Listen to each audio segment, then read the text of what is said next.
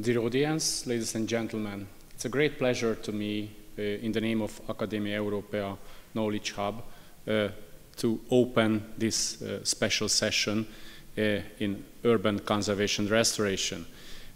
Urbanization is the most important challenge for the humanity in the 21st century.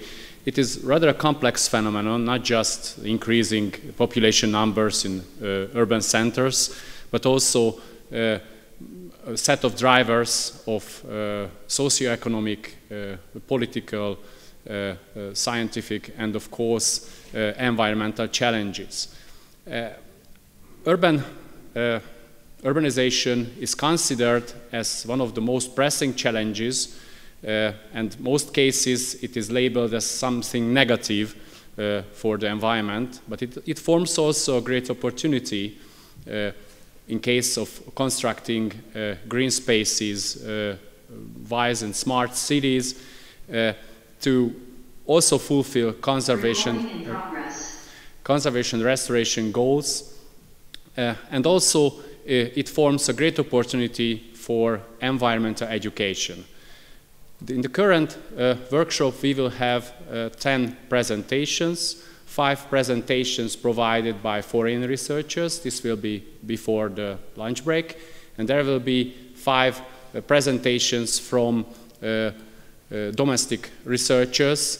This will be in the afternoon. It is very timely to summarize the forefront research in urban conservation restoration and to have an up-to-date overview these trends and scientific knowledge. I'm very glad for the Academia Europaea Knowledge Hub, Budapest Knowledge Hub, providing us generous support of this meeting.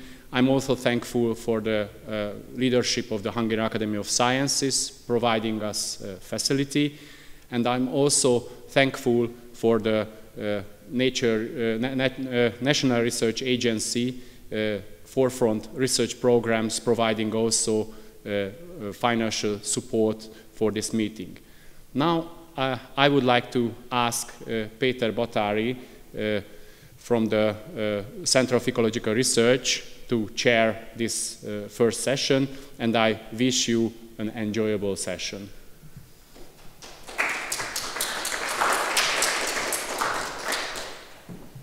Thank you very much, Péter, for the introduction. I also welcome everyone, also online and here in the room.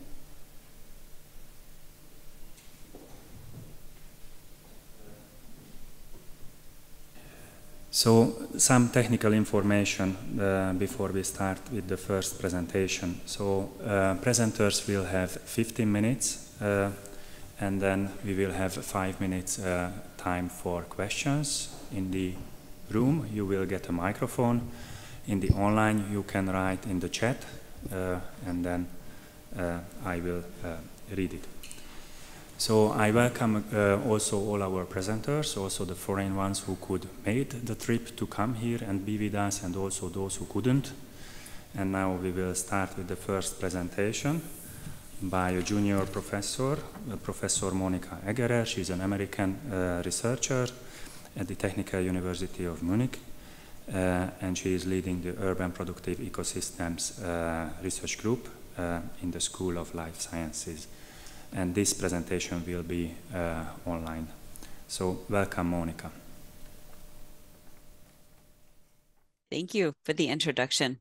And I will just share my screen.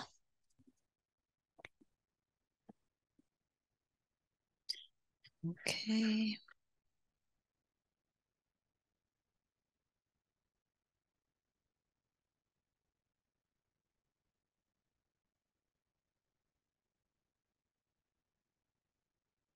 Okay. We got it, Monika. Yes, please. Okay, great. Thank you. Yes, thank you so much for the introduction and for the invitation to speak to you all today. And sorry that I could not be there. I wish that I could, but hopefully we have a little bit of time to exchange as well. So like Peter just warmly introduced our research group at the Technical University of Munich, we are just about 2.5 years old, and it is called Urban Productive Ecosystems. And so we're really interested in the relationship between biodiversity, ecosystem services, and also human well-being in urban areas. And one of our baby ecosystems that we focus on are urban gardens. And so that's what an ecosystem that I'll be talking about today. And I have titled my presentation, Land Sharing in Urban Gardens, Ecosystems for Biodiversity Conservation and Health Restoration. So I hope that this fits in line with the talks that will be presented with today. And sorry to those that were at the Conservation Biology Conference in the summer. Some of this may be a repeat for you, but I've also tried to bring in some new data. So hopefully it won't be too boring. Okay.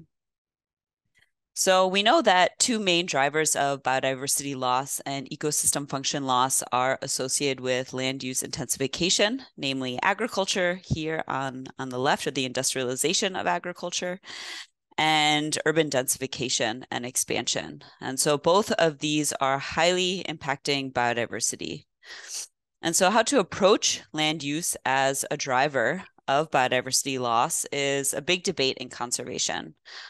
So in agricultural landscapes, we ask whether we want to spare land and intensify use with, for example, fertilizers or monocultures, or do we want to share land with biodiversity by integrating more natural habitat within the landscape with forest and hedgerows, for example, like we see here on the right, or these wildlife-friendly farming practices? And in urban landscapes, the debate continues. So do we densify within cities and conserve space outside of the city? Or do we conserve or create green and blue habitat embedded within cities? So here are just some examples of blue and green ecosystems in Berlin, or green infrastructure in Berlin. And so researchers have quantified this debate well in urban areas, where with land sharing, we may have like a mosaic of green and gray, or built up areas and green infrastructure. Or we have a dichotomy of green and gray, where land may be intensively used, and instead we may set aside land for conservation, or creating parks outside of cities, or concentrating parks within the cities. So here we have examples of land sharing within the urban context, where we have parks and green corridors across high and low density buildings, versus land sparing, where we may have very dense areas within the city, and then we may have very big parks amidst high density. And so part of this land sharing strategy involves integrating green infrastructure, or semi-natural ecosystems distributed across urban landscapes. And this can increase connectivity of green and quantify and the quantity and quality of green infrastructure, can also promote biodiversity and support ecosystem services, or these benefits that we get from biodiversity and natural processes.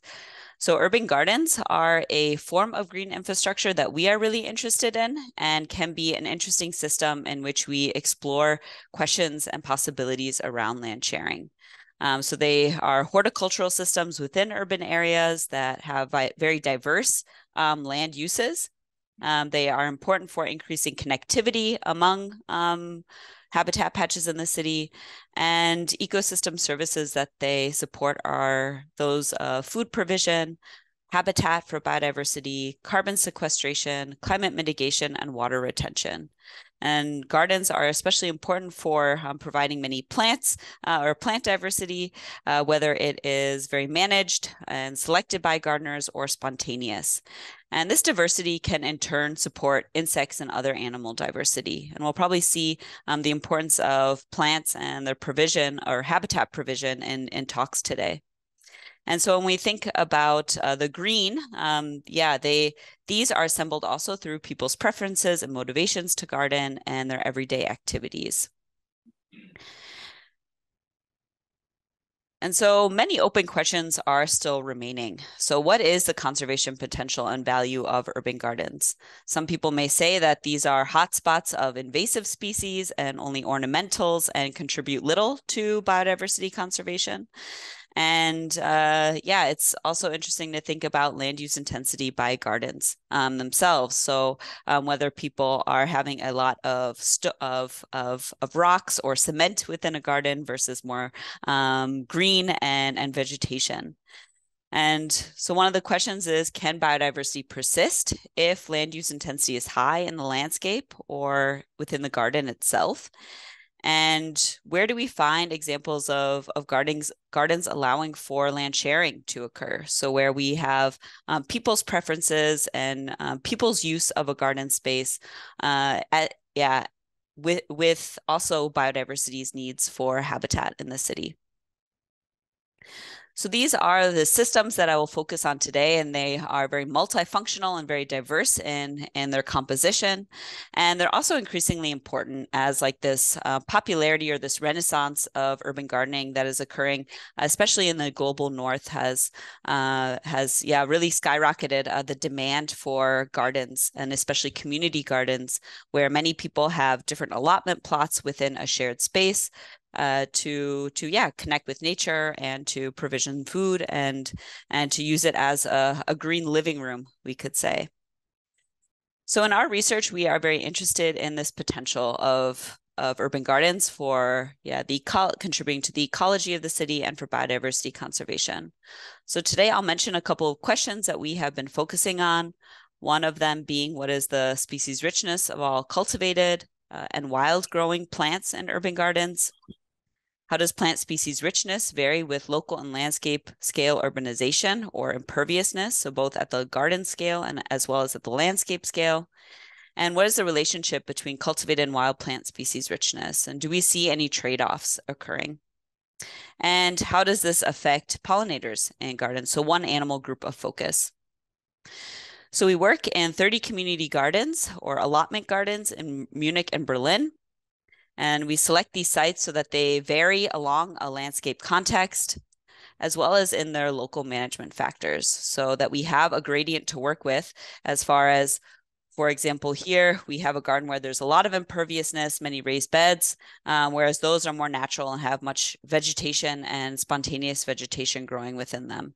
And others may be as a mix, where we have a lot of ornamental flowers, as well as vegetables and fruits.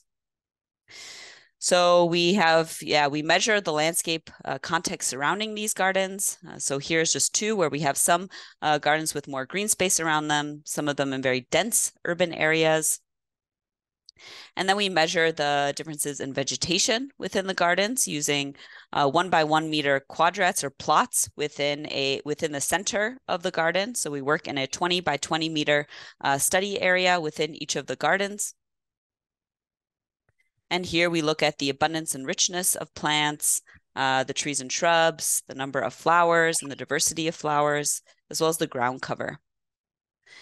And we also walk transects, where we record all the pollinators that visit flowers and look at specific plant pollinator interactions. For example, here on strawberry plants.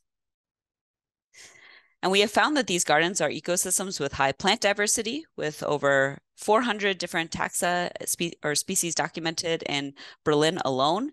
And many of these some of these are on the red list, particularly for the city of Berlin. And this means that gardens can harbor species that are important for biodiversity conservation. And these gardens may expand the natural habitats of endangered species through intentional plantings or accidental introduction. So we have found some lost plants, like this one here that was in a raised bed on a rooftop community garden, maybe because of soil being transported to this garden. And this was typically a field plant that was classified as extinct previously in Berlin. And we also find some forgotten plants, like old crops and medicinal herbs, like motherwort, and also new crops that are cultivated in the new context of Germany, like soybean or shiso. And this may be because of this international or multicultural background of gardeners. We have found that plant diversity is independent of the landscape context of the garden. So imperviousness at the 2-kilometer scale or buffer around these gardens did not predict the number of plant species. So we can find that plant diversity can be high across an urbanization gradient. And we've also found a positive relationship between the number of cultivated plants and the number of wild plants in the gardens. So this means that we may see some aspects of land sharing between those that are cultivated and we would say for people's purposes, and those that are wild that may also have a relevance for nature conservation. And in Berlin alone, we have also documented over 100 bee species in the gardens, and this is about 40% of all of the bee species recorded in Berlin, and 25 of these species are on Berlin's red list. And all of these species have different life histories and that make up their traits. And we have found that plant species richness has a strong positive predictor, or is a strong positive predictor of wild bee species abundance and species richness. So we see that with the number of plant species here on the x-axis, that we have more bees in the gardens, and we also would predict more bee species in these gardens. And this is true for these specific indices of diversity that we may use as ecologists, like the Shannon Diversity Index for both plants and for wild bees, that both of these are having positive relationships, which indicates some aspect of like functional diversity of wild bees can be related to plant diversity. And we also are finding that some wildness within these gardens is important for wild bees. So with more deadwood structures in the gardens like these, we also find more wild bees and more wild bee species. And so we find that some of these aspects of garden management, whether it's flowering plants, whether it's ground cover, whether it's deadwood or et cetera, and plant diversity itself can predict bee diversity. And I think one of the most important take-home messages is that gardeners become a very important manager of biodiversity and have potential for biodiversity conservation through designing these garden habitats. So whether it's creating what this says Bienenschutzgebiet, so a conservation area for wild bees, or whether it's creating little mini ecosystems in these gardens, this can have at this very small scale an impact on bee diversity in these gardens. And I think that this is, when we look at the social value of gardens, an important point. So gardens can be also very important for just getting people to be aware of the conservation potential that they play as stewards in these gardens. And there are many creative ways, like we just see with these conservation interventions, where gardeners can play a role in biodiversity conservation. And they are also places where people just simply connect with nature, and that can have benefits for people themselves.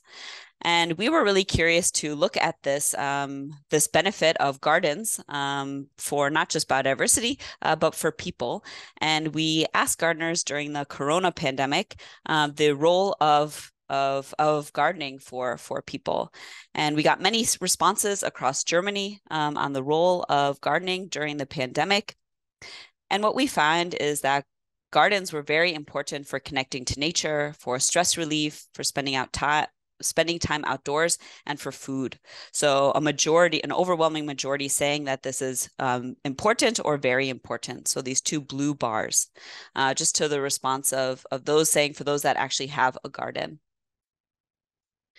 And just in the open questions that we had to gardeners, we find some qualitative answers about the value of gardening, especially for nature conservation and stress release.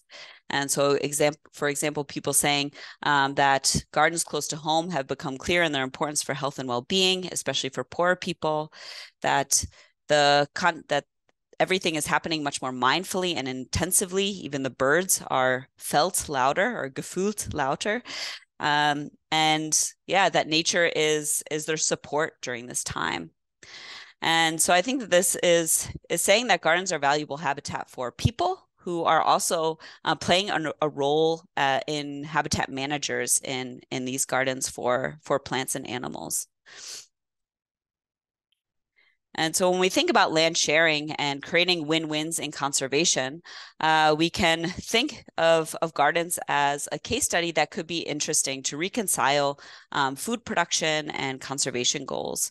So these may be ecosystems in the city where we can synergize biodiversity conservation of plants and insect biodiversity with also human health and well-being outcomes. And yeah, so I think that this is an interesting ecosystem to reconsider these paradigms around land sharing versus land sparing. And biodiversity can, in turn, be very important for human well-being, especially during crises and stressful times. So with that, I will say thank you so much to a big team of researchers who I work with at the TUM and at the TU Munich, and also at the Museum for Natural History in Berlin, and also to our team of gardeners that let us work in their gardens and participate often. So with that, I will say thank you, and I will hopefully have a little bit of time for questions.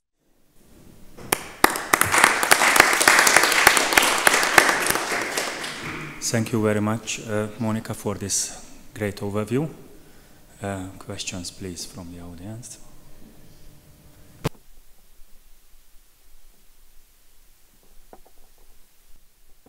Thank you for this very interesting talk. I was wondering how much insecticides did the gardeners use in these gardens? So did you survey this aspect of this urban gardening? Thank you for the question. We did do a survey on management practices, and a majority of the gardens, I think that all the gardens that responded, and we got about, I think, 85% of responses from the gardens in this management survey stated that they did not allow pesticide use. So this does not necessarily mean that individual gardeners are not using pesticides, but that it is prohibited at the management level.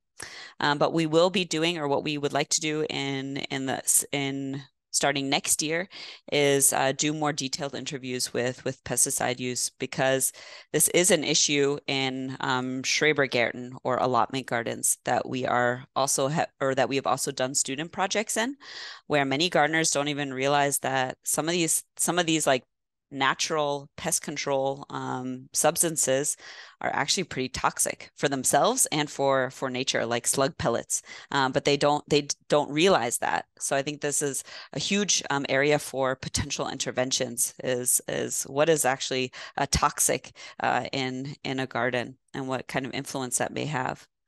But yeah, so at the management level, they shouldn't be using pesticides, but we can't control what each individual gardener is doing or can't know. Can I have another one? Yes. Thanks for the thorough answer. This is a different question.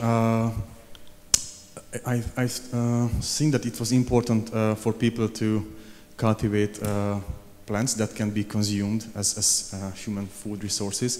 And is there any concern from the people that these plants are safe to consume, especially because they are cultivated in the middle of these urban centers, so one can assume that these plants can absorb a lot of chemicals or pollutants from the environment. Is there any concern in the people regarding this?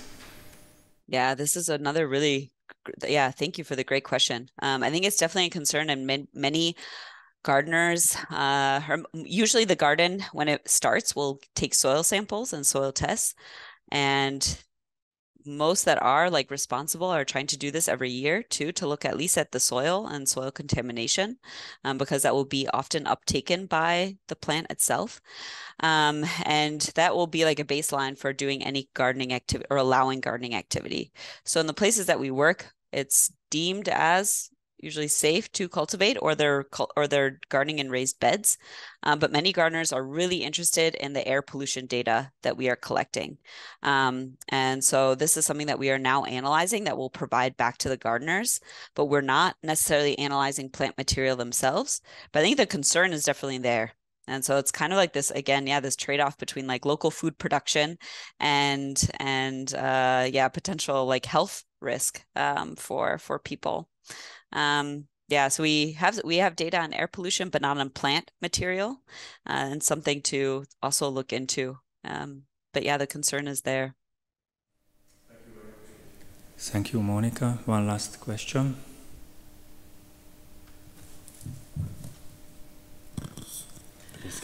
As we've been working in Berlin and in Munich, and you also considered the landscape scale, is there a difference between the landscapes in Munich and Berlin, and do you see some difference in the results? Yeah, thank you also for this question. This is something that we are now looking at. We generally have a gradient in both of the cities as far as imperviousness goes. So if we just think about imperviousness as this percentage, we have an equal distribution in both of the cities. So we don't necessarily find a city effect.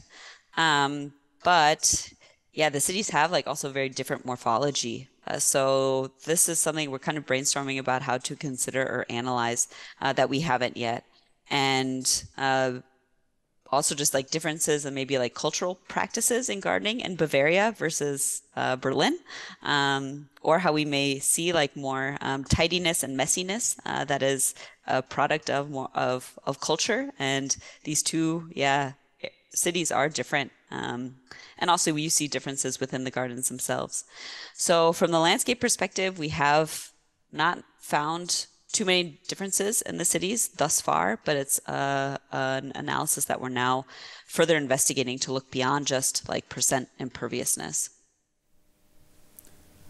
Thank you very much, Monika. I think we have to move on. Monika, please stay with us online, and if you have questions, then type in the online. So just a question, Peter, very quickly. Should I stay in the Zoom or do I go in the YouTube video? I guess in the YouTube. Okay. Yeah.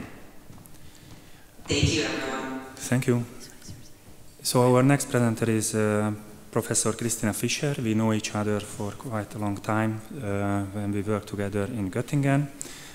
She is now a professor at the Anhalt University of Applied Sciences in Bernburg, a small town in Sachsen-Anhalt.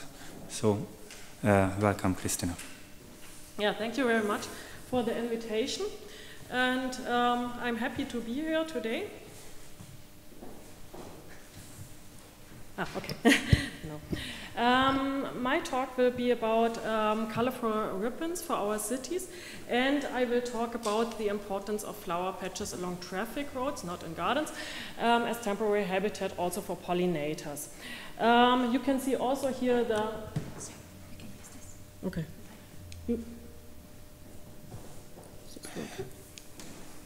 No, I mean, the pointer? The pointer shut there. Okay. As you can see also the TUM logo, as the study was conducted also in Munich. I may keep the introduction short, as Péter already introduced the context of the urbanization today. As you can see here from the United Nations report, you can see that in 2016, more than half of the human population is living in urban settlements, and cities are defined as places where a large number of people is living and working. There are different sizes of cities. We have the small cities with 1 million inhabitants in green shown here. Then we have cities which are a bit larger with more than 5 million to 10 million inhabitants, and we have very huge mega cities with 10 million inhabitants. And especially in Northern America, Australia and New Zealand, and more than 80% of the population is living in cities, as you can also see here on the map. In Europe, we have the population density, or a population of 75% people living in cities, and it is projected that there will be an increase worldwide up to 60% until 2030 of people living in cities. Sorry, maybe I can.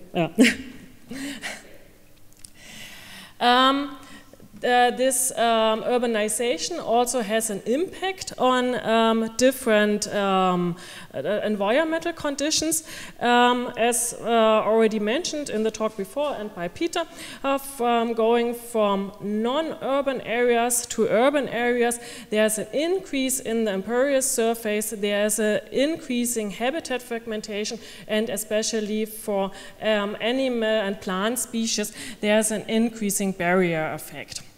This goes along also with habitat loss and a declining vegetation cover as the area is used for impervious surfaces.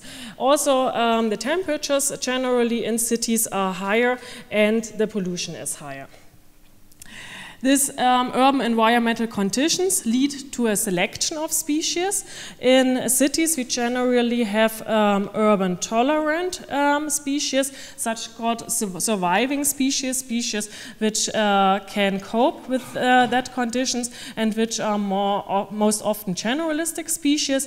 We have higher amount of introduced species, and we have an effect on the ecology, also phenology, physiology, and behavior of species such as arthropods, as you can see here, and Miles showed in his study.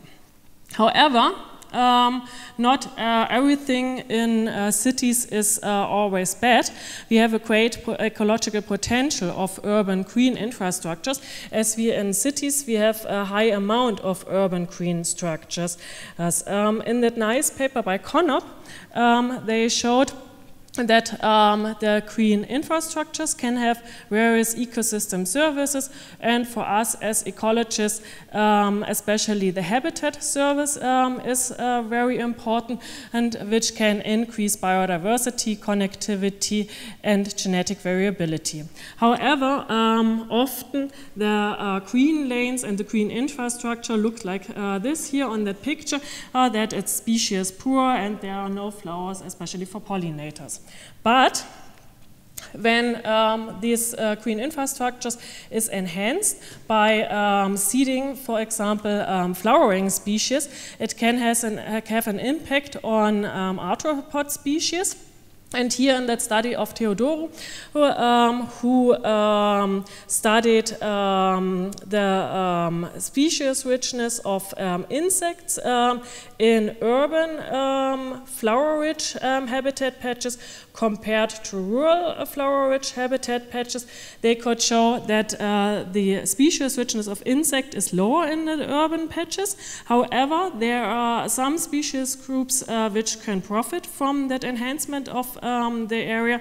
For example, for coleopterans, for beetles, there was no significant effect, so the species richness was the same in both areas. For Hymenoptera and bees, there was even a higher species richness in that urban areas. However, with such a meta-barcoding approach, it's not possible to calculate abundances, and that's also important, for example, for the pollination.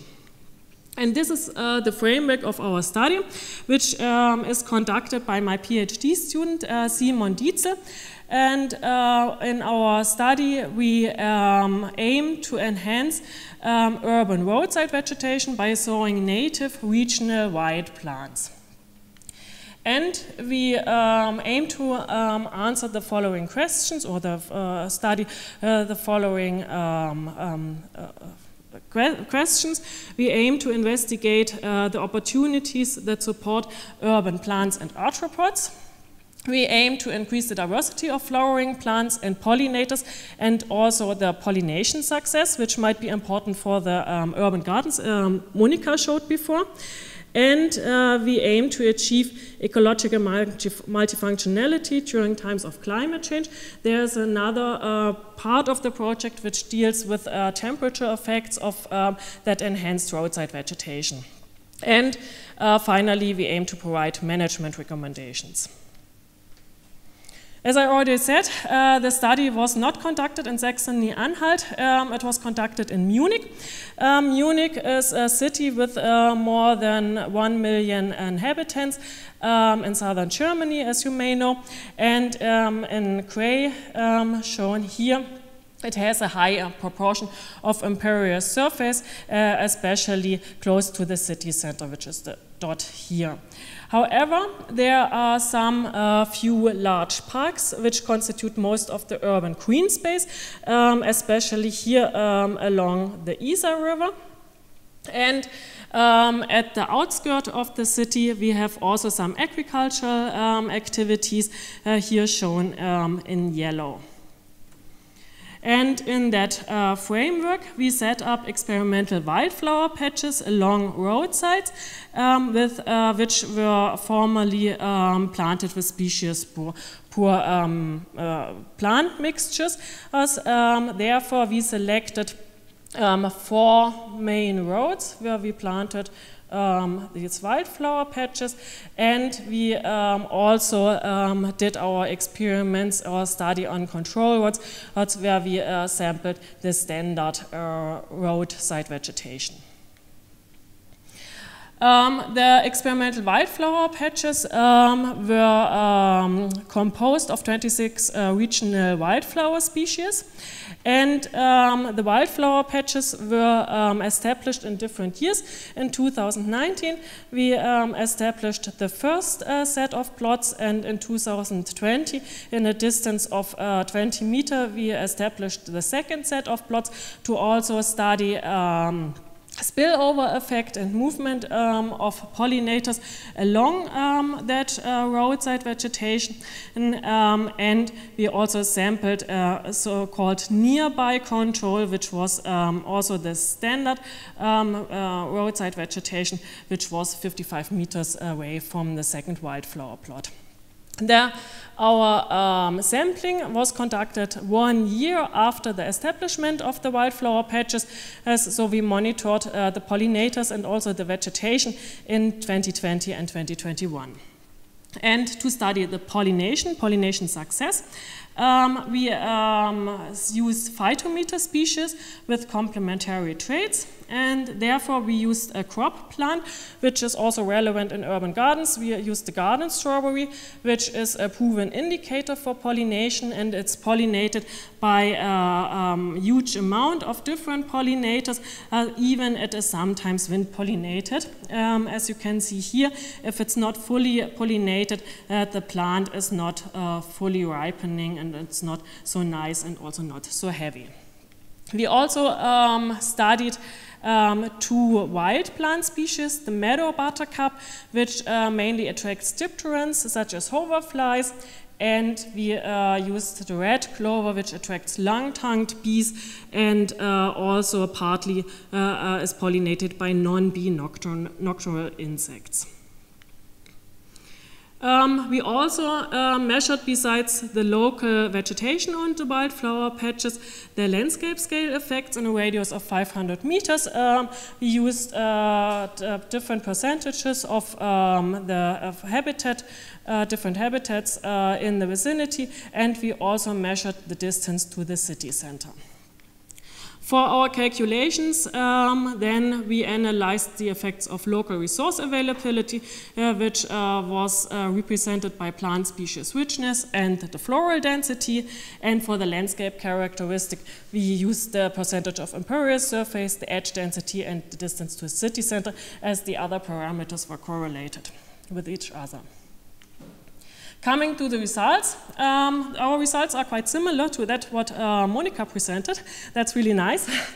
And here we have on the y-axis the pollinator abundance and the degree of urbanization.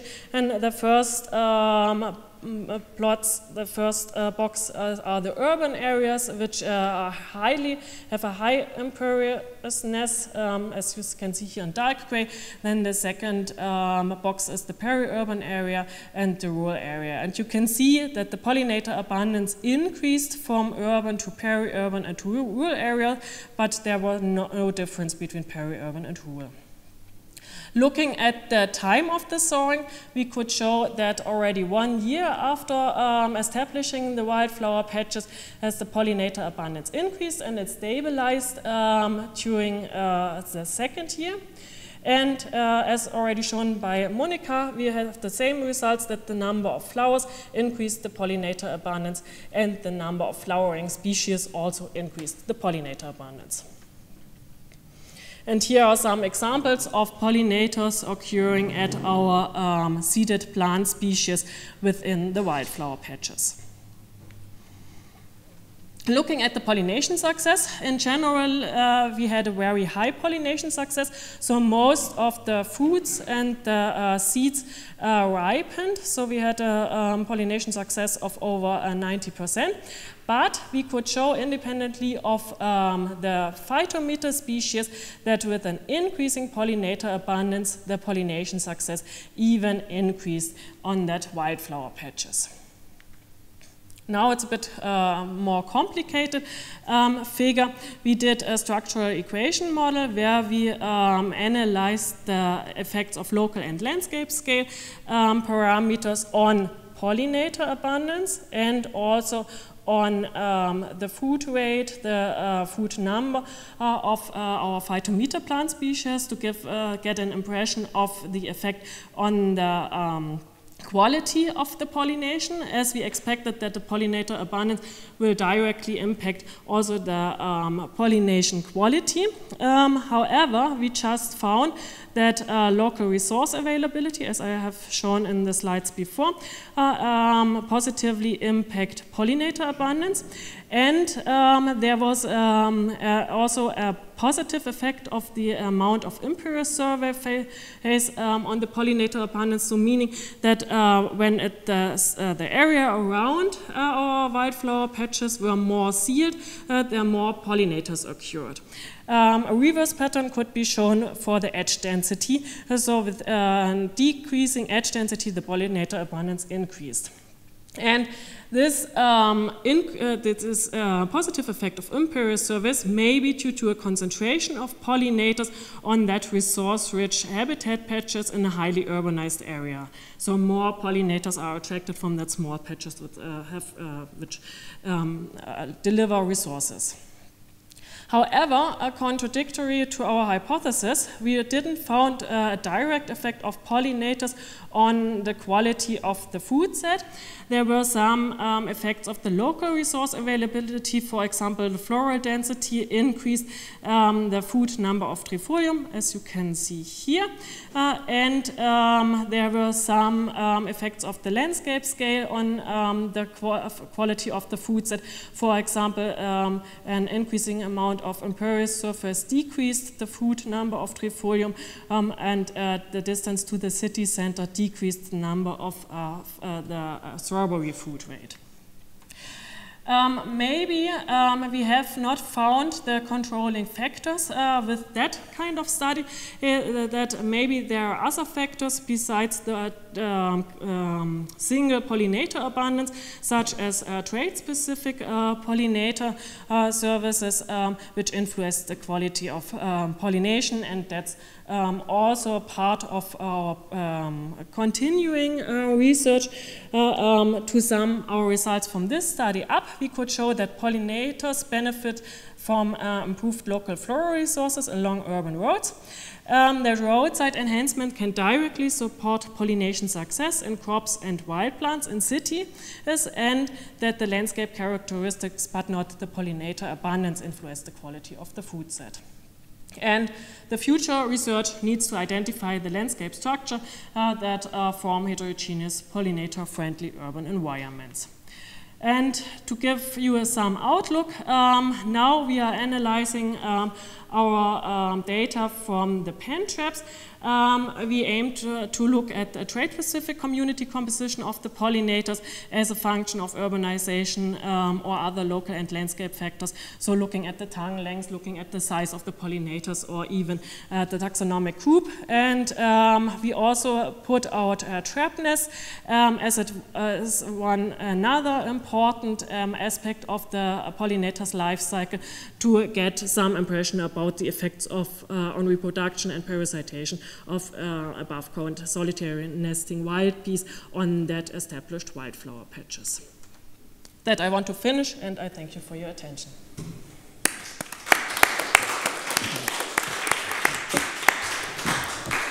Thank you very much, Christina, for presenting this interesting case study with the flower strips inside the city. Questions, please.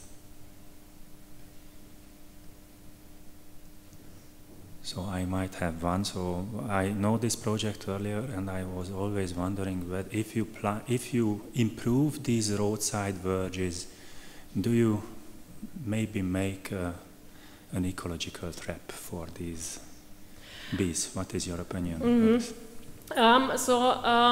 To avoid a little bit the ecological trap effect, we didn't plant or increase, enhance the patches in the middle of the roads, because sometimes you have a big road where you in the middle have a green lane, and we always enhanced the urban green and aside the roads. There are some studies which did not show, especially for butterflies, that there are ecological trap effect, but I cannot have no clear idea if it's really not an ecological trap, because it's difficult to track such small insects, and therefore you would need to track them and need to see where they are flying.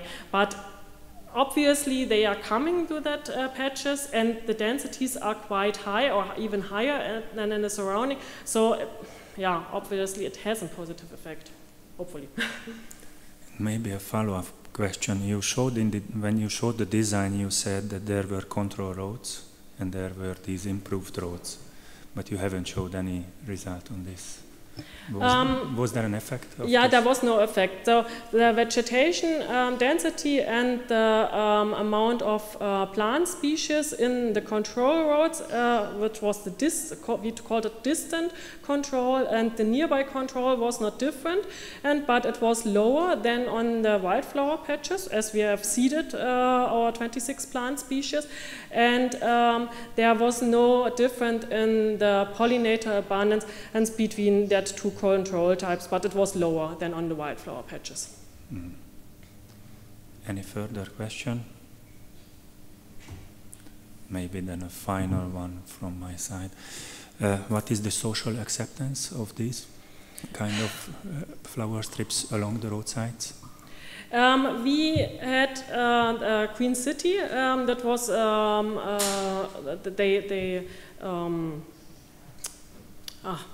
sorry. We tested the acceptance. We also invited people from the vicinity to talks and presented our results, and that was organized by Queen City. In general, I think it was quite high, but there was still huge trampling, and also dogs came to that areas. So we need to fence them in the, after the second year. So we recognized that we need to fence the areas, because I think not all people recognize that there are nice habitat patches for pollinators. Okay. Thank you very much, Christina, once again. And then we move on for the next presentation by Professor Carlo Ricotta. He's a community ecologist. He was also an editor in our Hungarian Academy journal, which is called Community Ecology also. He is coming from the Department of Environmental Biology from the largest university in the world, so Rome La Sapienza. Welcome, Carlo. Okay. Thank you. Thank you for inviting me. And I will speak a little bit on how to measure functional specialization of plants, how to measure plant specialization in relationship to basic ecological processes of adaptation, and how this specialization is reflected in urban areas. And this is the basic idea, that generalist species are species that are adapted to to broader range of habitats, while specialist species are adapted to very restricted range of environmental conditions. So they cope better with strong environmental filters, like, for example, in urban areas. And the basic two environmental constraints to plants, according to Grime, were disturbance and stress. So this is an old modeling proposed by Grime in 1974.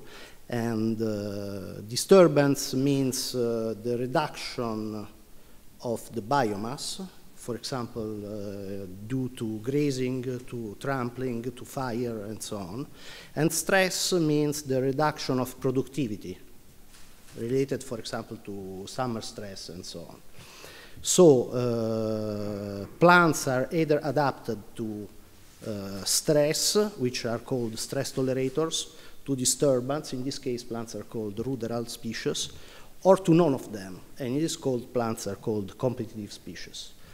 If you have contemporary stress and disturbance, according to Grime, you don't have plants. So you can select either stress or disturbance. So this you can basically, based on the plant adaptations, which are obviously different for stress, disturbance, and competition, you can locate your plants and based on your strategies of this triangular model. And the different strategies are, for example, if you have strong disturbance, so ruderal strategies are related to very high efficiency, photosynthetic efficiency of the leaves in a very small period. Stress tolerators need to cope with periods of stress. So in the first case, in the ruderal strategy, you can imagine a plant like a kind of racing car. You have to have a high efficiency in a small period of time. In the case of stress tolerators, you can imagine a plant like a kind of truck, which has to go forward even in difficult periods. And the competitor strategies are a kind of city car in which you don't have so much disturbance in either case. And this is related mainly, or can be related, to the strategies and to the physiology of the leaves. In the case of disturbance, you have a kind of acquisitive physiology, so high efficiency in low time, conservative physiology in the other case, and an intermediate physiology in the case of competitor species. So the question of this study is how can we identify different strategies in urban environments? Can we identify different degrees of specialization of urban plants in different urban environments, and how to measure all this? Why urban environments? Because urban environments are are among the environments with the strong habitat filters. But our idea is that you cannot simply define something as urban and non-urban, but different urban environments will cope with different levels of habitat filters. So you probably have to identify different pools of species that can cope with different urban environments. For doing this, we used a classical database sampled by Zdenka Lososova of the University of Brno in 32 European cities, including Budapest, and in 7 different environments for each European city. And the environments are called square, boulevard, park, with different trampling, disturbance, and different degree of naturalness. Residential area compact, residential area open, and early successional stage and mid-successional stage, so kind of abandoned lots with different successional stages. For each of them, for each environment in each city, The sampling strategy was to use one square plot of 100 meter times 100 meter and to sample all vascular plants or spontaneous vascular plants. Then all species were also classified as native or aliens. So actually not aliens but neophytes. So aliens which came to the cities after the discovery of America.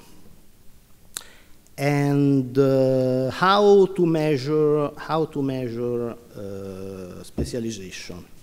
First, the first step is to relate the different strategies to different functional traits. And this was an idea of Simon Peirce, which published this in 2017 on functional ecology.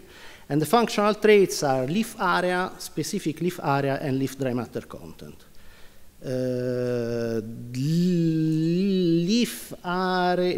Specific leaf area, I don't know if I'm able to work with this, let's see. Okay.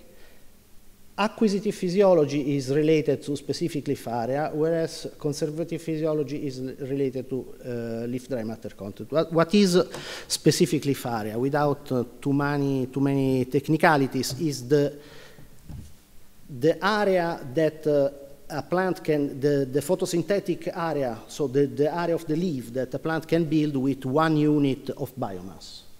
So if you are able, with 1 unit of biomass of building larger leaves, you have let's say, a more acquisitive physiology, and whereas leaf dry matter content is the dry matter, the proportion between the total mass of one leaf and its dry matter. So this means that in case that leaf dry matter content is high, your leaf structure is very robust. So it can cope with periods of stress. And so these two traits are useful to locate the species on the stress disturbance gradient, whereas the size of the species, so the leaf area, tells you how competitive the species is, more or less. And species with high leaf area are intermediate, have generally intermediate values of specific leaf area and leaf dry matter content. So you have a kind of trade-off between these three values. And so based on these three attributes, on these three traits, you can locate your species on Grimes triangle. And then we used the Grime Stratify tool, which is a tool which input is the three traits, and the output is the percentage of competitive strategies, Rudel strategies, and stress tolerator strategy. So with this Stratify tool, you can locate your species on your Grime triangle. Now, let's go to specialization. What is the philosophy behind the specialization of this Grime triangle? That if you have a species which is intermediate, no, this is the correct. If you have a species that is intermediate, it means the black dot at the center of the triangle. You are not specialized, so you have in between of ruderal, competitive, and so on.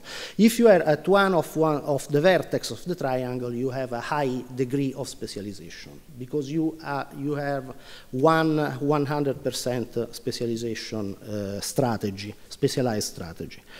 So the idea is to measure specialization as the distance between the location of your species and the center of the triangle, normalized by the maximum possible distance. So the distance between the vertex of the triangle and the center of the triangle. In this case, you have an index of specialization which ranges between 0 and 1. So 0 is minimum specialization and 1 is maximum specialization. what we did is for each plot, to calculate the specialization of each species, to make the mean of the specialization of each species, and to get the specialization of the plot. And these results here are the results of the specialization of the mean of all of the same environment in all cities, in all 32 cities that we analyzed. And you see there is a kind of gradient between the most disturbed environments, which are square, boulevard, and so on, to the least disturbed environments, which is mid-successional, stage, park, etc.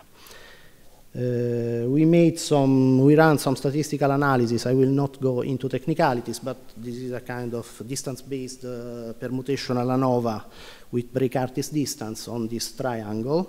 And this means that more or less the different environments are separated from each other based on the specialization level, apart from these 3 dots which overlap more or less in terms of specialization.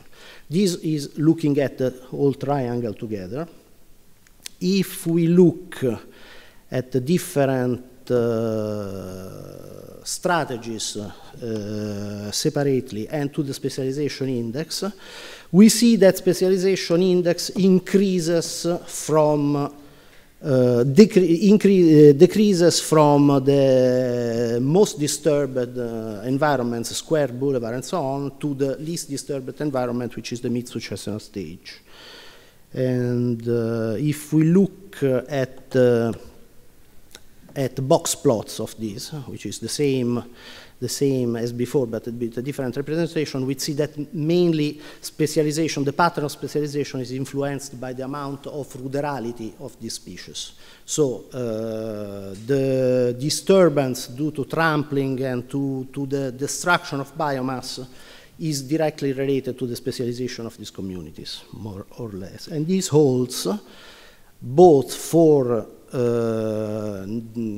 total species. The native species have more or less the same pattern, and also the alien species have more or less the same pattern. If we compare both of them, we have that the specialization pattern is the same. The main difference between native species and alien species is that the standard deviation of aliens is much larger than the standard deviation of native species, which means that alien species are not completely in equilibrium with the environment, or are less in equilibrium with the environment than native species. They should be still unmixed. This is the take-home message. And to conclude, just words, we found that our hypothesis was correct. So different environments have different urban environments have to cope with different degrees of environmental filters. They have different pools of species, and maybe this is an interesting result if you have to, for restoration, and to select the correct species for restoration in different environments. And this is what I have to say. Thank you.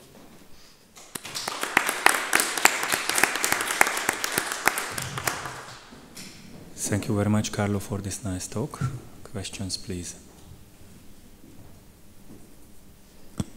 Péter. Thank you for this nice talk. I was really interested to see these results, as we have quite similar work currently, but on other stress gradients. I would be keen to know, so there is an assignment of CSR strategies based on Price 2016. It was published in Functional Ecology, if I properly remember. But there is another classification by Hodgson from 1999. And it's based not exclusively on leaf traits, but there is also seed traits and also plant height. I think it would be important to see what are the differences between these two classifications, especially in an urban environment where plant height or seed size does matter in disturbance. So maybe this could result more how can we say, more distinct patterns I would suggest, or I would ask, have you tested this other assignment of CSR? No, we didn't do this for several reasons. The first reason is that we developed this method with Simon Peirce, so I used the method of Simon Peirce. But the method of Hodgson was a kind of pioneering method to switch from a kind of qualitative assignment of CSR strategies to a quantitative one. But these leaf traits are maybe easier to find. So you have you can assign more traits to more species, especially with the TRI database, and it is also thought to cope with all species. So in this case, with these leaf traits, you can calculate the specialization degree for trees, for herbs, for grasses, and so on. This is a more, let's say, universal. This does not mean that the Hodgson method was wrong or incorrect or incomplete, but we simply didn't use this. Thank you. Any further question? Then I have one as a landscape ecologist. Do you think that you could also show some kind of differentiation of these CSR strategies when considering landscape scale effects? What the previous two presenters showed us quite clearly, that there are relatively strong filtering on pollinators of, let's say, sealed area. Not with this database. So this was this database was sampled. I used this as a kind of the three monkeys, no? So use taking the database, running the analysis, and see if we can get some meaningful results. And of course, the landscape structure matters. And especially because if you have more, let's say, connections in the landscape, you have probably more species. So if you have more species, you have more rare species, and if you have more rare species, you have a lower level of specialization for presence-absence data like this, compared to more isolated patches.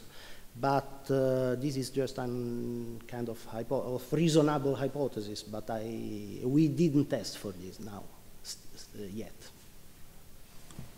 Thank you very much, Carlo. Any final question? If this is not the case, then thank you very much again, Carlo. And we move on. Our next presenter is Dr. Weronika Banaszak-Cibicka, if I pronounce it right. She's coming from the Department of Zoology, from the Poznan University of Life Sciences. Welcome, Weronika. The floor is yours. Thank you very much. Hello, everyone. I'm here today to talk to you about urban landscapes as a habitat for pollinator communities. As we all know, pollinators play a crucial role in nature, but also in the human economy.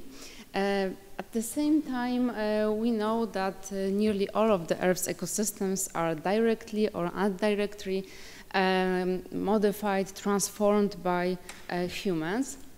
And that is why most species, if they want to survive, they have to live, function in a strongly modified environments like urban environments.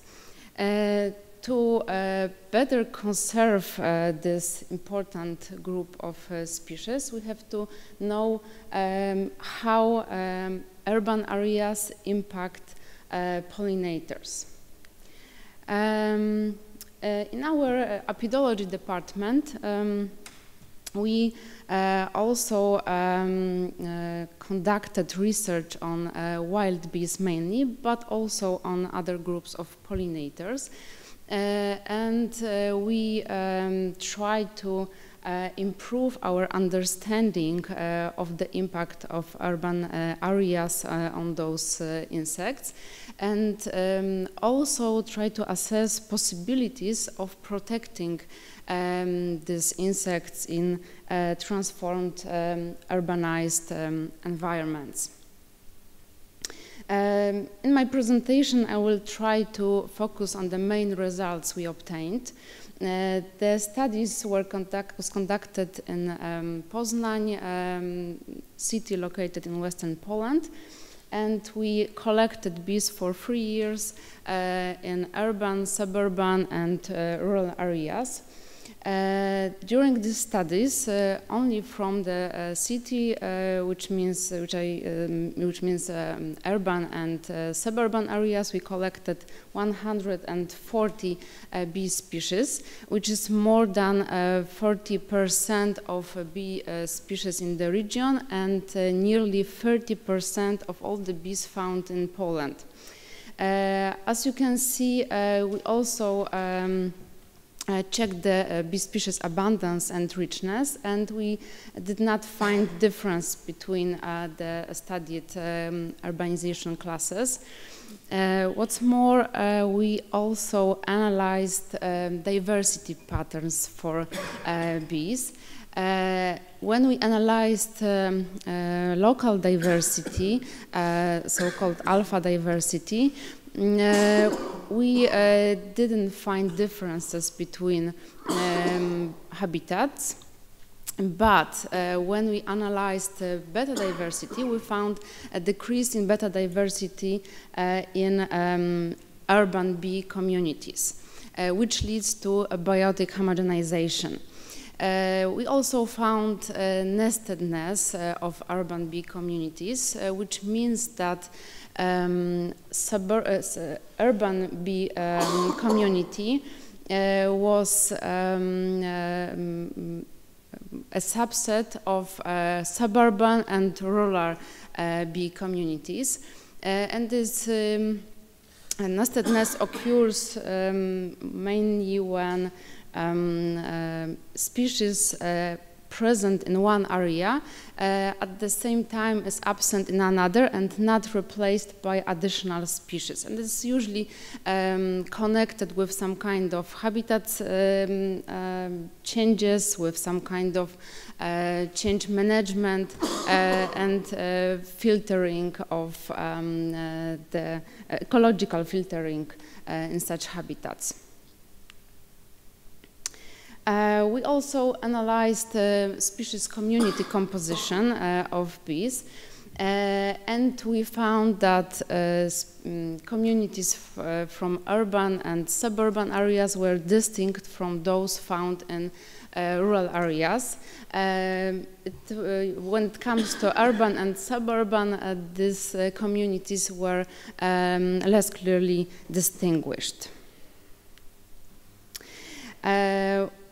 Bees are quite interesting group because they have different characteristics, so-called functional traits, which are very important when it comes to the conservation, but also ecosystem services which they provide. And we analyzed those characters like body size, like degree of socialization, food specialization, nesting biology, flight period. And we found out that also functional composition was different in 3 habitats studied. Features possessed by bees translated into different sensitivity of those groups, of those species, to anthropogenic disturbance. And here you can see that bee species associated with urban areas were common, cosmopolitan, polylactic, that means that they use pollen and nectar from a wide variety of plants. Also social species and with long flying distances, long flying season. Those bees that came out to be more sensitive to urbanization changes were solitary species, kleptoparasites, that mean nest parasites. Some bee species don't build their nest, they just use other bees' nests. That's why this group is more fragile, more sensitive, because they are not only depend on the food resources or nesting places, but also on the host populations. Also, soil nesting bees were less common in urban areas, which is usually connected with lack of appropriate nesting resources for those groups. Also, bees with food specialization and those with short flight period were more sensitive to urbanization. And a couple of words about other pollinators, because as I said, our studies mainly concerned wild bees, but there are also other group of important pollinators, and we also analyzed differences when it comes to abundance and richness of this group of insects. They differ in terms of their ecology, they differ in terms of plants they use for foraging as an adults and as a larva, that is why they can respond differently to environmental changes. And we conducted research that showed that the most sensitive group was the group of butterflies. To sum up, urbanization processes are complex. They do not always lead to a simple extinction of species. Sometimes they lead to changes in the composition. And that changes in the composition lead to changes in the functioning of ecosystems, but also ecosystem services. And in our studies, we showed that rural areas are of key significance when it comes to bee conservation. Of course, it would be hard or even impossible to protect the whole pool of species, just concentrating on urban areas, which, as we said, are partly homogenized. So yeah, it would be problematic. And at the other side, our results showed that high quality urban areas can support very diverse and abundant populations of pollinators. We also emphasized the biological importance of suburban areas as they support urban areas in diversity, with bee diversity. That is why the pollinator-friendly management should become an element of biodiversity conservation of this very important group of insects, and we should think about how to play with these areas, how to change it, how to manage it, just to keep this group in a good shape. Thank you very much.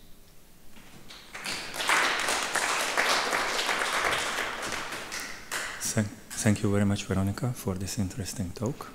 Questions, please. Gábor. Mikrofont megkaphatnál? Kérdez.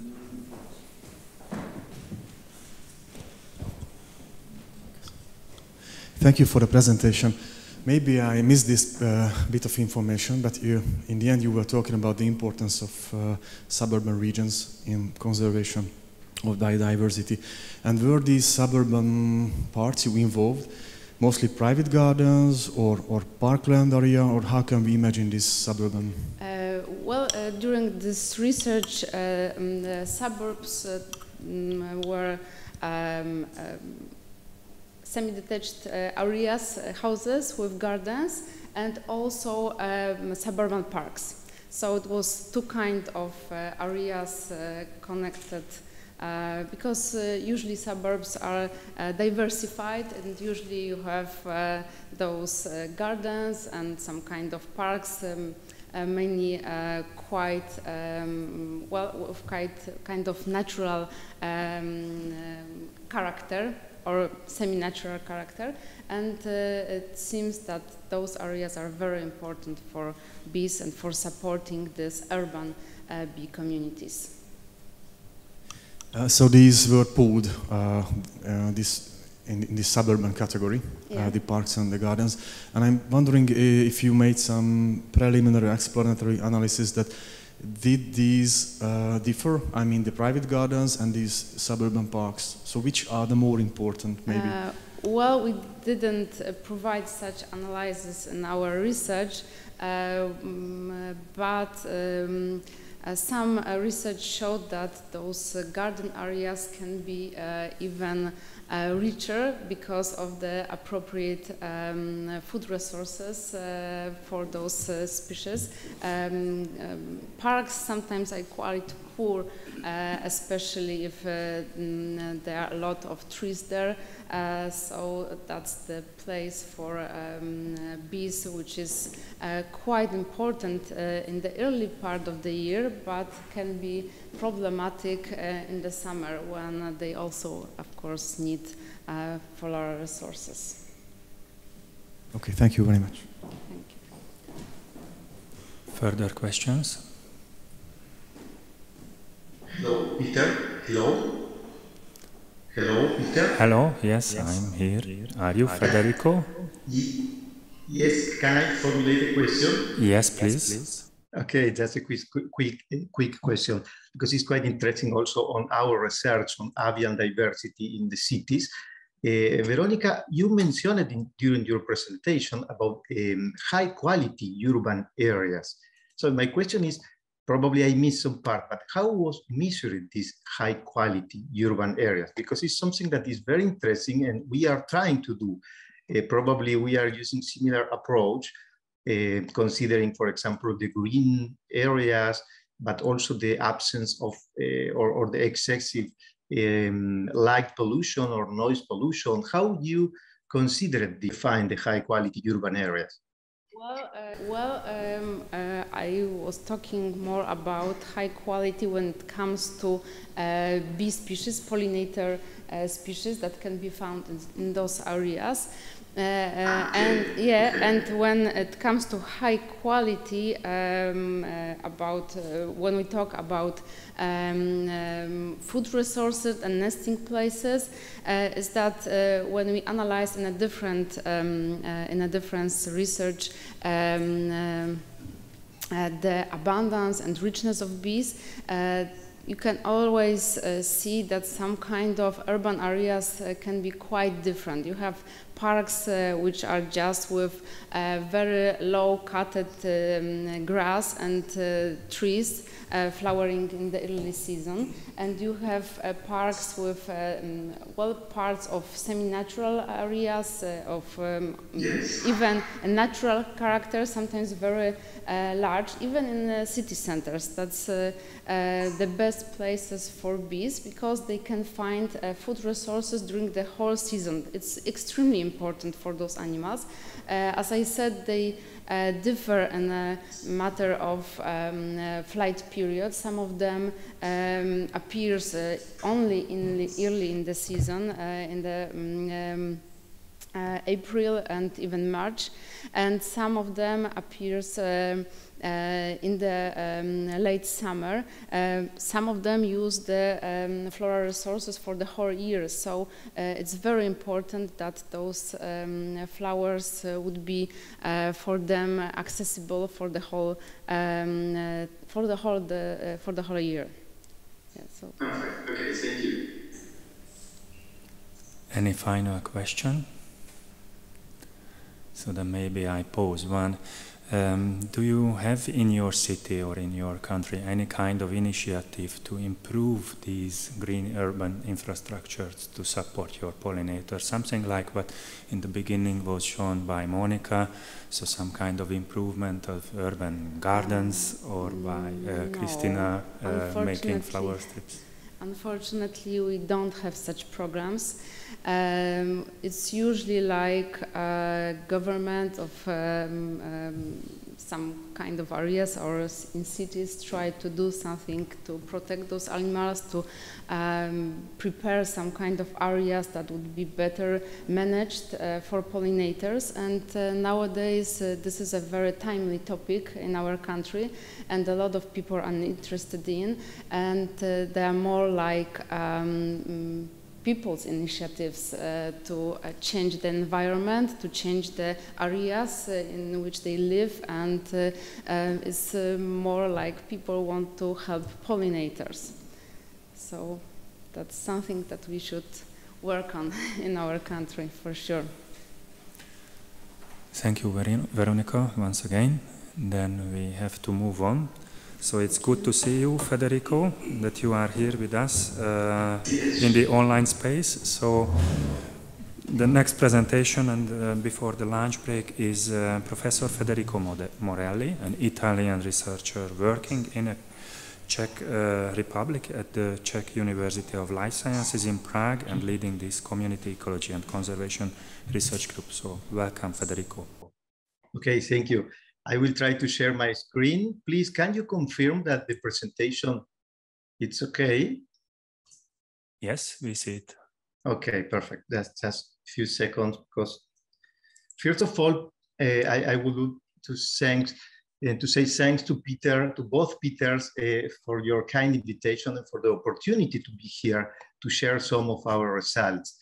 Even at least virtually, it's a pleasure to me to be here. Next time, I promise to be there, also to enjoy the fantastic Hungarian food and beer as well, okay? Well, today I will try to be quick, and I will show you some results of our last studies during the past 5 years. We focused on the main response of the avian communities and on the bird species to the urbanization. So basically, as I said, we are particularly interested on studying the bird's response to the urbanization process.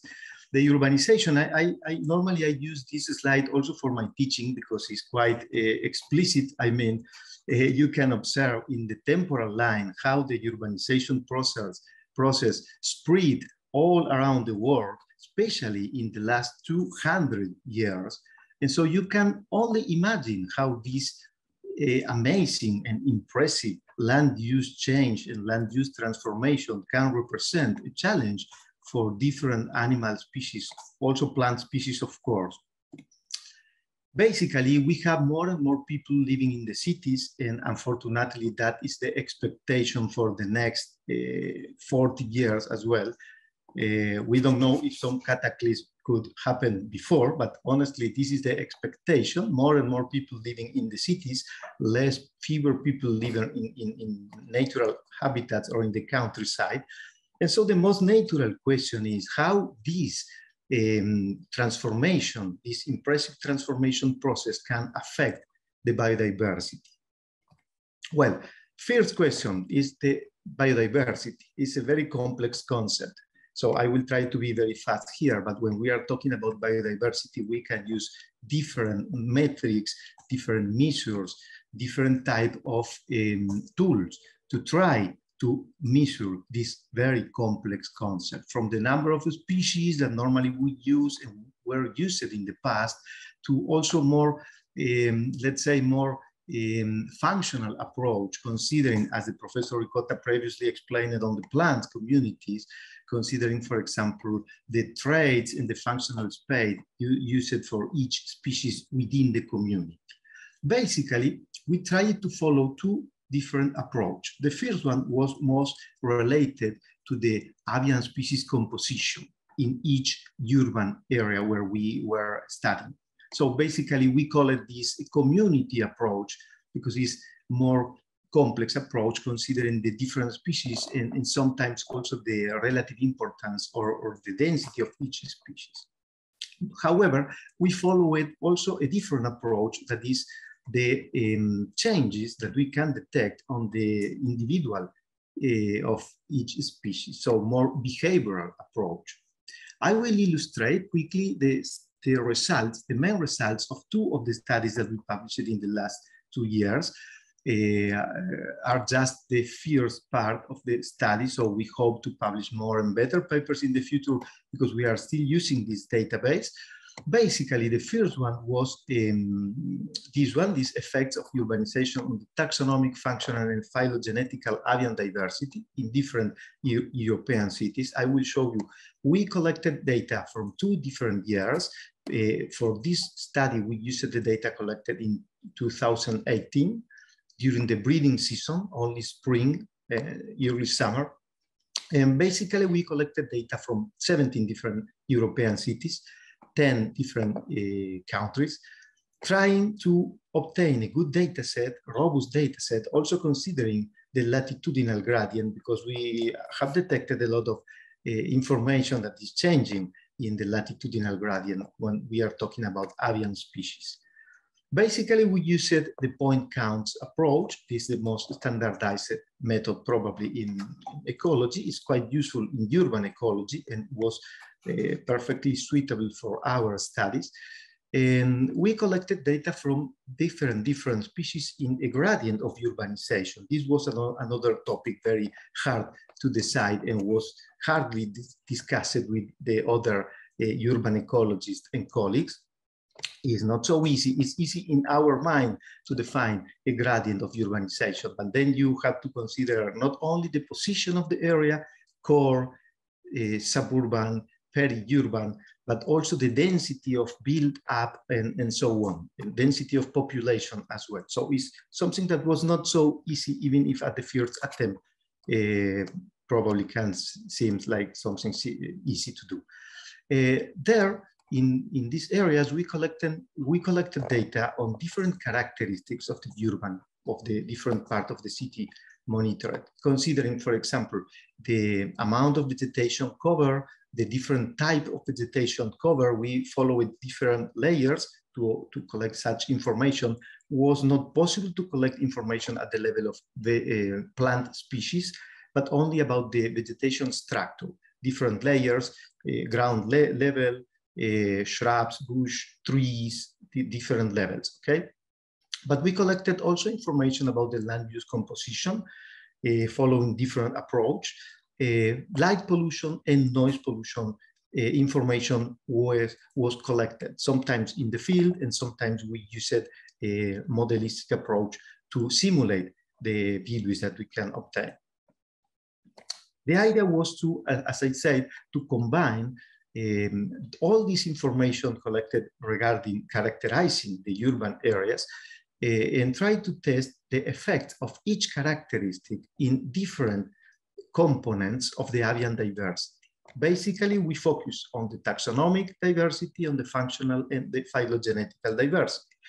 The taxonomic is quite easy to understand because it's just the number of species. The functional diversity is much more complex and quite more interesting because we can speculate and we can try to test several ecological hypotheses later on. One of the aspects that was particularly important for us, because functional diversity is taking into consideration traits of the species, of the avian species. Basically, we focused the functional diversity analysis on diet traits, but also on foraging substrate and sometimes also on nest selection. We used some traits that are already published for European birds. Okay, just one comment here. We used, unfortunately, the functionalness, but we know that now there are new and more probably adequate measures. And I am highlighting this. This is quite important because I will show you why we are particularly interested on the functionalness, on the functional imbalance that, again, Carlo Ricotta can explain much better because he is quite more expert than me in this topic. But we are interested, I will show you why on that. Basically, the main result that we obtained is the collection of more than 133 different bird species, considering all the 17 cities surveyed in Europe. The number of point counts was more than 1,800, so it was a very good database finally. And as results, this table, sorry, the numbers are quite small, but it's just to illustrate you basically the maximum and the minimum values in some categories. BS here is bird species richness, while functional dispersion is the other value that I highlighted here. It's just to illustrate in which cities we collected the values from using the community approach with higher and minimum values. This is the same, but this is a representation. So in this case, I use it the values are relative to each city, okay? And so it's to show you how it's changing and how some cities are providing or covering avian communities characterized by higher number of species, but probably such species are more similar in terms of functional traits. And so the functional dispersion probably is not so high. However, other cities probably are characterized by not too many bird species, but such species are quite specific, quite particular from the functional point of view, and so are interesting also from the conservation point of view. And this probably is the most interesting way to illustrate the main results. Is a quite simple way. It's a table just with the positive or negative effect of each category or each characteristic of the urban area. From this table, it's interesting to show how the different characteristics of the urban areas, for example, the grass, the bare soil, this is the cover, okay, remember, it's the cover. Basically, we analyzed the avian community and then the land use cover in 100 meters around the point count. So it's a very accurate characterization. These values were also further checked and sometimes corrected using Google Earth or photographies, if it's possible, okay? And basically, each characteristic is affecting differently the different components of the avian communities. That means that it's not possible to increase the biodiversity just by increasing one type, for example, increasing the density of shrubs or bush in the gardens, because each category is affecting in a different way each component of the avian diversity. And this is quite important for the conservation purpose. One word regarding the importance of, sorry, here, I can highlight here one important aspect, because I was talking about also the potential resilience of the avian communities. And here we can recognize how, the density of bush or the cover of bush can decrease the phylogenetical relatedness of the avian communities, okay? This is one point, just one point to discuss and to highlight here, and I will show you why. This aspect could be quite important. So increasing the number or increasing the cover of shrubs in urban gardens or in urban parks is possible to decrease the phylogenetical relatedness of avian species. This was probably one of the most interesting results that we tried to explore, even if we are starting this exploration. And why this is important? Why avian communities that are characterized because are less phylogenetically correlated could be interesting? Well, because could be related to the concept of the ecological resilience of the avian communities. This is a speculation and something that we are still testing, but probably if we have species that are less phylogenetically correlated with the other species in the same community, we can expect a lower level of competition, and we can expect also a broader range of ecological functions in the avian communities. And so this could be translated in a higher ecological resilience. This is one of our expectations, and it's something that we are trying to explore. Basically, to finish this part, basically we can summarize the main results, even as white lines for urban planners or city planners, the density of urban greenery, this is the most basic result, the grass, the level of grass, the shrubs, but also trees can, as expected, increase the level of species richness, so the taxonomic diversity, but also the phylogenetical diversity of the breeding bird communities.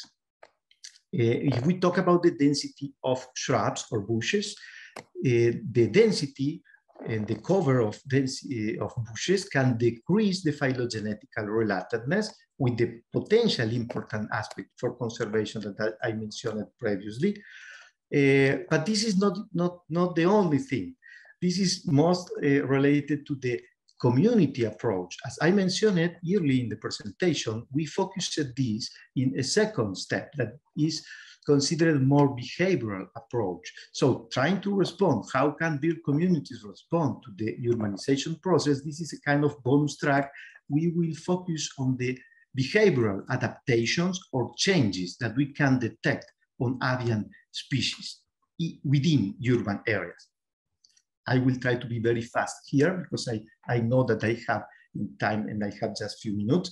Basically, just to introduce the concept of fear, this is the first question that we formulate also to our students. Is the fear a prerogative only from human animals, or is possible to see in different animals? Okay, this is a joke.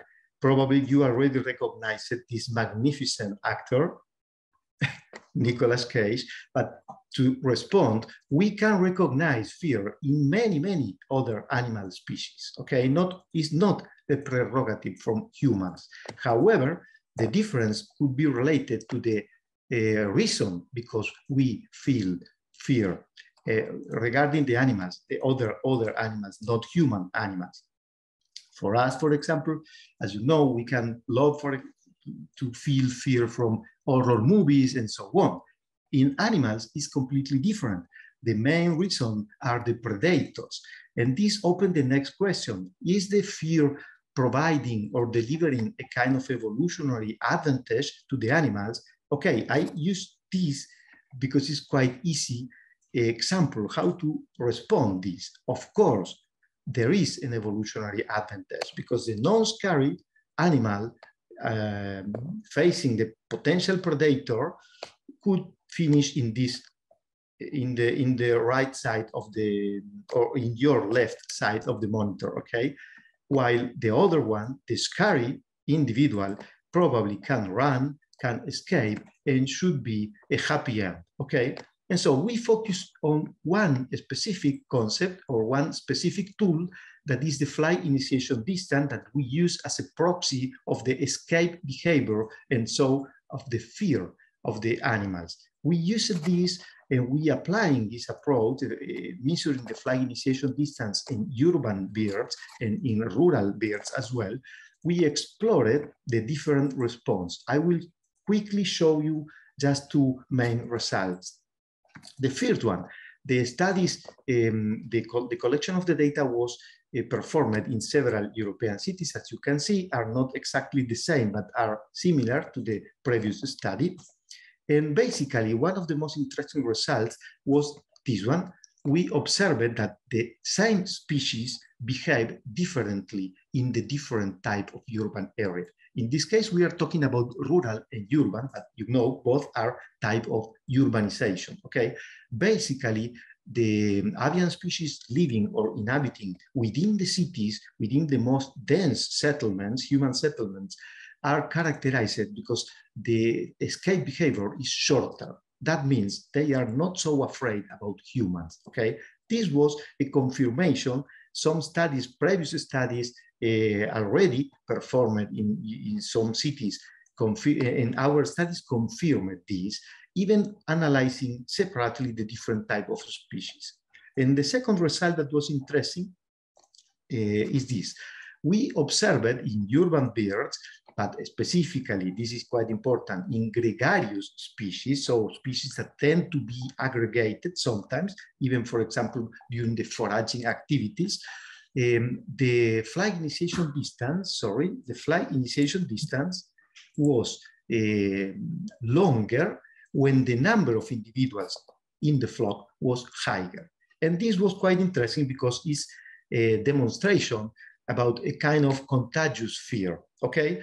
And to finish, in a new study, in the last study that we focused, we observed also that within the cities, the presence and abundance and proximity of potential refuge, trees, shrubs, is quite important to define the flight initiation distance of such species. So to respond, we feel that both approaches are quite important and adequate and necessary when we are exploring the potential response of avian diversity and avian species to the urbanization process. Okay, thank you very much for your attention.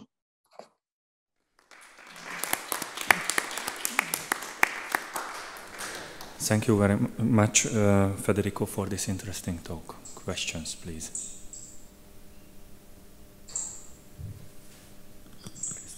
Thank you very much for the nice talk.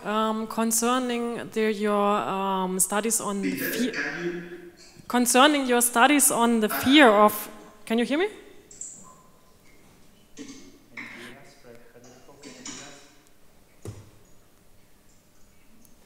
Can you hear us, Federico? Yes, yes. Okay. Now, yes, but was a long silence. Okay. Can you hear me now? Yes. Okay. Concerning your studies on fear, was it only in relation to the human presence and the human disturbance of the animals, or do you also have data on predators such as cats or raccoons or whatever you have in the cities? And do you also have data on the impact on the fitness of the birds, so on the reproduction success? Okay, very good question. Both excellent questions. Yes, the first question is positive. We have information and we use it also, the information regarding the presence was one of the things that we collected. This is all regarding the second study, that is the flight initiation distance. Of course, the presence of more real predators, because we humans are a kind of, let's say, potential predator, but normally we are not eating birds, not yet at least, and not so much, and not this type of urban birds.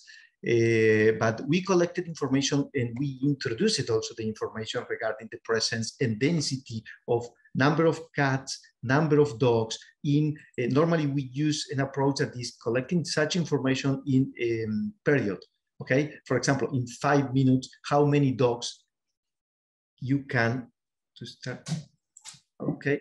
Can you, I will try to stop sharing, okay. Can you see my video now? Yeah, it's okay. Okay, was necessary to stop the sharing the screen, sorry.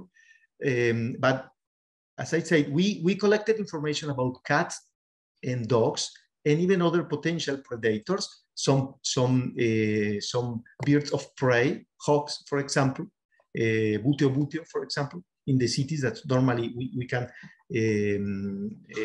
was possible to collect. This is the first answer.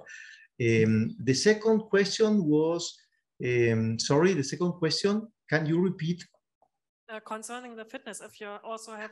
Yes, okay. Unfortunately, this is negative, my answer, because, okay, this should be amazing to obtain data regarding the fitness, the breeding success and so on, but was not the aim of the study, probably in the future, because of course should be quite important. We are trying to test these changes in avian communities, but the only way that we can do is just considering the presence and the composition of the avian community. So probably in the future, the fitness should be quite important to be introduced also in our studies. Yes, but for now we have not information regarding that.